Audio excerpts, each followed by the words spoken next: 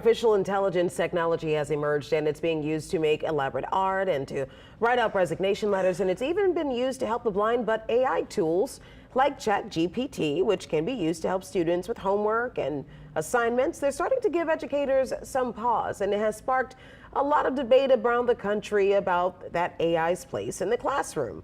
Loyola University is no exception in that discussion. The school recently developed guidelines for how to really approach these tools. We have Dr. Sarah Allison, and she is the Hutchinson Distinguished Professor at Loyola University, also an Associate Professor of English and Director of Composition, if I'm not mistaken, at the college. Joining us now, I have to tell you, it's exciting. We were just talking about it. Depending on how you look at this, AI can be very exciting, very forward-moving, but also it can be very scary. So is this a benefit to the classroom, or do we think that this will at some point hurt educators? That's a really great question. I think to start with the positive. That is perhaps what is. I think it's a really helpful tool to teach students how to write collaboratively. So where it's at right now, Chat GPT it's like students have a really smart friend that hasn't done the reading and hasn't come to class. So they can write all of these, they can write a great essay that has nothing to do with the coursework. Okay. Right?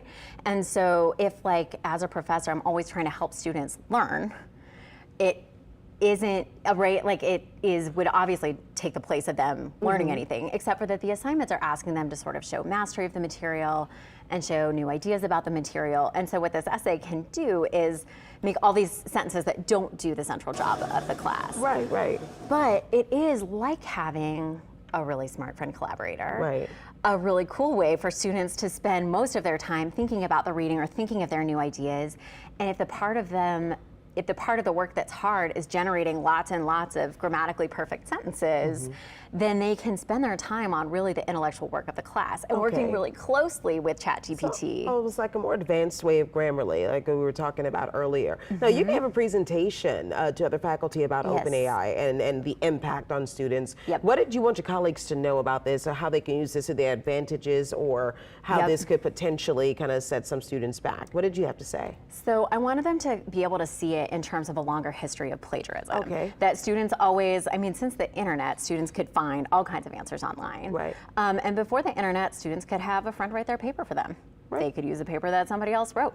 All of those things have been true, and those things were difficult to prove. So actually, what I think one of the things people is struggling with is that it's harder to identify this than it is to identify a paper that you can Google and find on the internet. Now, there are ways of identifying it, but there's clearly, like, there's an arms race in which both sides can do computer magic to like create the perfect prose, and then the sort of the tool to identify it is like, that prose is too perfect. No person wrote that. A team wrote that. And then, so students are like, oh, well, what if I introduce some mistakes into it? And then it's there. And so I think, like, that is certainly when it like lowers the bar for students to use work that they didn't generate. Also, the Academic Honor Code has always asked students to only get credit for work that they have done themselves. And so even in the past, like translation software or calculators, are all like that kind of like computer assisted work is already in the honor code. It's not necessarily a new technology you're introducing, it's just more advanced over time. Do you think? I do. So I think it's like a new tool that students could use to cheat, or that students could use to create. So like today we did, I assigned a poem for class, like Gwendolyn Brooks' poem, and I asked ChatGPT to write a little essay about it, and then the students read an essay, and we talked about it together. And we found that the ChatGPT like nailed the title, because that's the only part of the poem it read. Then it just started telling us about a different poem that it made up. It told us what it was shaped like. It gave us quotes from the poem. And that became a point of exchange where my students could then sort of see new things about the poem. Because Chat GPT was like, gave us the most basic, cliched version of that poem that it could imagine. Based on all the other poems it's read. Technology is perfect. Well, thank you so much for your insight. I know that we're going to be hearing more about this very soon.